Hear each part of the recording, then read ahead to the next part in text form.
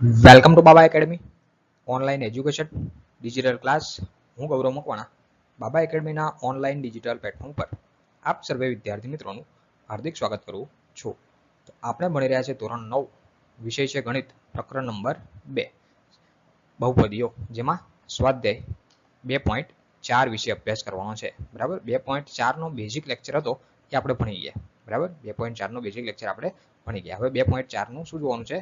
સ્વાધ્યાય 2.4 દાખલા નંબર 1 થી શરૂઆત કરવાની છે. તો દાખલા નંબર 1 ની રકમ આપી. હવે 2.4 નો જે બેઝિક લેક્ચર જો તમે વ્યવસ્થિત ભણ્યા હોય તો અહીંયા તમને ખબર પડશે. અને જે તમે જેટલા નિત્ય સમૂહ આપ્યા હતા, શું નિત્ય સમૂહ, બરાબર, આ તમે 8 નિત્ય સમૂહ હતા. બરાબર, 8 માંથી મેં છેલ્લો કીધું તો 8 નંબરનો એ એટલો બધો યાદ રાખવાનો થતો નથી. બરાબર, એક દાખલો એવો આવે છે જેની અંદર એનો યુઝ થશે. બરાબર, બાકી જો તમે વ્યવસ્થિત નિત્ય સમૂહ માટે કર્યા હશે, બરાબર, તો તમને આની અંદર કંઈ વાંધો આવશે નહીં. બરાબર, નિત્ય સમ બધા વ્યવસ્થિત માટે આવડવા જરૂરી છે. બરાબર, બાકી અહીંયા કોઈ પ્રોબ્લેમ થવાનો નથી. બરાબર, જોઈએ તો દાખલા નંબર પહેલાનો પહેલો રકમ આપી કે x + 4 અને બીજા કૌંસમાં x + 10. શું રકમ આપી? x + 4 એક કૌંસમાં અને બીજા કૌંસમાં x + 10. બરાબર, તો આની અંદર આપણે વિચારવાનું કે નિત્ય સમ લાગુ કયું પડે. મેં તમને કેટલા નિત્ય સમો લખ્યા હતા? 1 થી લઈને 8 લખ્યા હતા. તો 8 માંથી કોઈક નિત્ય સમ લાગુ પડશે. બરાબર, કયું નિત્ય સમ લાગુ પડે એ આપણે આની અંદર જોવાનું થાય. બરાબર, તો તમે થોડું વિચારો કે આવું કયું નિત્ય સમ હતું. એક કૌંસ અહીંયા આપ્યો હોય, એક કૌંસ અહીંયા આપ્યો હોય, એના બરાબર કંઈક સંખ્યા આવતી હોય, મતલબ કે કોઈ સૂત્ર આવતું હોય, તો આવું કંઈક નિત્ય સમ હતું. એક કૌંસમાં x + a અને બીજા કૌંસમાં x + b, x + b, આવું નિત્ય સમ હતું. યાદ છે? બરાબર, x એટલે આ x થઈ ગયો, a એટલે 4 થઈ ગયા, x એટલે x થઈ ગયો, b એટલે 10 થઈ ગયા. બોલો, આવું નિત્ય સમ હતું કે નહોતું? યાદ આવ્યું? તો એના જેવું આ લાગુ પડે. બરાબર, તો અહીંયા કયું નિત્ય સમ લાગુ પડશે? કે x + a અને x + b વાળું નિત્ય સમ લાગુ પડે. બરાબર, તો જોઈએ શું લખશો કે અહીં x + a અને x + b નિત્ય સમનો ઉપયોગ કરતા. બરાબર, કયા નિત્ય સમનો ઉપયોગ કરવાનો? બરાબર, ખબર પડી ને? કે એવું ના ખબર પડે તો તમારે સાઈડમાં નિત્ય સમનો ચોપડો તમે લખેલો હોય, હું જ્યારે ભણાવું ત્યારે ચોપડામાં લખી લેવું. બરાબર, એ ચોપડા શું રાખવાનો? સાઈડમાં રાખવાનો, એટલે તમને ખબર પડે કે કયું નિત્ય સમ આપણે ભણીએ છીએ. બરાબર, તો હવે આમ જો x એટલે x જ થાય, x એટલે x જ થાય, પણ a એટલે 4 થયા અને b એટલે 10 થાય. x એટલે x જ કહેવાય અને a એટલે 4 અને b એટલે 10. બરાબર, તો અહીંયા લખીએ કે અહીં જ્યાં x એટલે x જ કહેવાય, a એટલે 4 અને b એટલે 10 લેતા. બોલો, ખબર પડી? બરાબર, હવે સૂત્ર મૂકવાનું. બરાબર, સૂત્ર શું હતું આપણું? તો કે નિત્ય સમ સૂત્ર એટલે કે x + a અને બીજા કૌંસમાં x + b. તો આનું સાદુરૂપ કેવું થતું હતું? મેં તમને સમજાવ્યું હતું કે પહેલી સંખ્યા x છે, x નો x સાથે ગુણાકાર કરો એટલે x નો વર્ગ થાય. પછી એ જ x નો ગુણાકાર બીજી સંખ્યા સાથે કરો એટલે bx થાય. એટલે વચ્ચે પ્લસ છે તો +bx અથવા તો xb પણ લખી શકાય. પછી પ્લસ a નો પહેલી સંખ્યા એટલે x સાથે તો ax થાય, અને પ્લસ a નો ને એનો બીજી સંખ્યા સાથે તો ab થાય, ab થાય. અને આમાંથી પછી આપણે કોમન લેવાની વાત કરી તો પહેલા x નો વર્ગ એમનો એમ, આ બંનેમાં x x સરખા છે તો પ્લસ x કોમન લો અને કૌંસમાં a + b અથવા તો b + a વધે. બરાબર, અહીંયા a b વધ્યા અને અહીંયા a વધ્યો એટલે a + b અથવા તો b + a કહી શકાય. અને પ્લસ ab એટલે કંઈક આવું નિત્ય સમ મળતું હતું આપણને.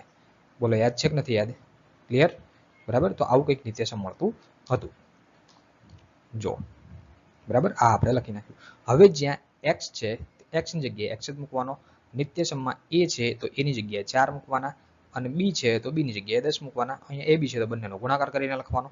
બરાબર, તો કેવી રીતે લખશો? તો પહેલા તો બરાબરની નીચે બરાબર, x એટલે તો કે x નો વર્ગ પ્લસ x એટલે x જ રહેશે, a એટલે 4 અને b એટલે 10. આ ab એટલે કે 410 નહીં લખવાના, 4 અલગ અને 10 અલગ, એટલે કે 4 × 10. બરાબર, આવું કરવાનું, 410 લખવાના નહીં. બરાબર, તો આ લખ્યું x + 4 અને x + 10 બરાબર. આ અત્યારે સમજાવીએ છીએ. બરાબર, હવે ખાલી આપો સાદુરૂપ. સાદુરૂપ આપો શું થઈ જશે? x નો વર્ગ એમનો એમ પ્લસ 10 અને 4 ટોટલ કેટલા થાય? 14. તો આ 14 અને આ x છે તો 14x પ્લસ 10 4 40. તો જવાબ થયો x નો વર્ગ વત્તા 14x વત્તા 40. તો જવાબ કેટલો થયો? x નો વર્ગ વત્તા 14x વત્તા 40. તો આ થઈ ગયો તમારો આન્સર. બોલો, ખબર પડી કે ના પડી? ડન. જોઈએ બીજો દાખલો. ચલો બીજાની રકમ આપી, એક છે x પ્લસ 8 અને x માઇનસ 8. જો નિત્યસમ હવે આમાં જોવા જઈએ ને તો આ એક એક કૌંસમાં પ્લસ હોય, એક કૌંસમાં માઇનસ હોય, એવું કોઈ નિત્યસમ છે નહીં. તો અત્યારે જે નિત્યસમ બને ને એનું જ નિત્યસમ, પણ આપણે પછી આપણી રીતે નિશાની મૂકવાની. કેવી રીતે? તો કે આને x પ્લસ a કહેવાય અને આને x માઇનસ b કહેવાય. બરાબર, જો આપણે નિત્યસમ માઇનસ વાળું ક્યાંય આવ્યું નથી, પણ પછી આપણે આપણી રીતે મૂકવાનું. તો આનું તમે સાદું રૂપ આપવા જાવ તો પહેલી સંખ્યાનો ગુણાકાર પહેલી સંખ્યા સાથે એટલે x નો વર્ગ થાય. સેમ એ જ સંખ્યાનો ગુણાકાર બીજી સંખ્યા સાથે, પણ આ માઇનસ છે તો માઇનસ xb અથવા તો bx થાય.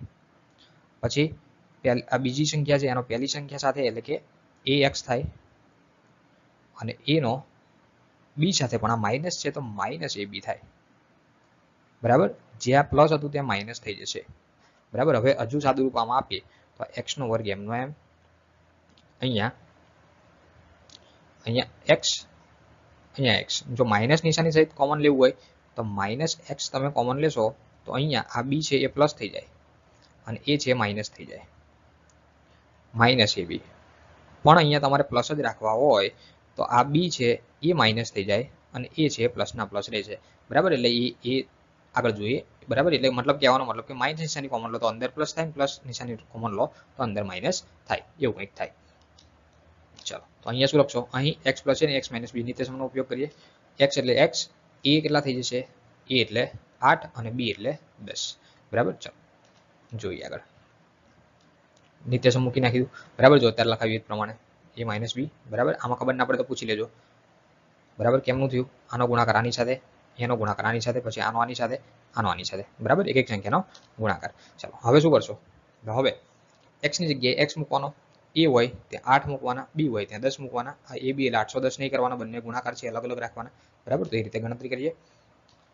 જોઈ લો, x નો વર્ગ તો x નો વર્ગ, x ની જગ્યાએ x 8 ઓછા 10 માઇનસ ab એટલે કે 8 ગુણ્યા 10. આનું સાદું રૂપ આપો તો શું થઈ જશે? x નો વર્ગ તો x નો વર્ગ એમનો 8 ઓછા 10 એટલે કે માઇનસ 2, પાછળ x ના x, 8 10 80, માઇનસ છે તો માઇનસ 80. તો આ થઈ ગયો ગુણાકાર. આમ જોવા જાવ તો એકદમ સિમ્પલ દાખલા છે, પણ નિત્યસમ તમને આવડતા હોય તો. જો નિત્યસમ ના આવડે તો પછી દાખલામાં કઈ ખબર નહીં પડે. બરાબર, એ 100% વાત છે. ચલો ત્રીજો દાખલો.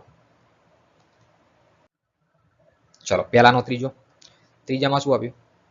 જો આગળનું જે ભણ્યા ને એનું એ 3x ઓછા 4, 3x વત્તા 5.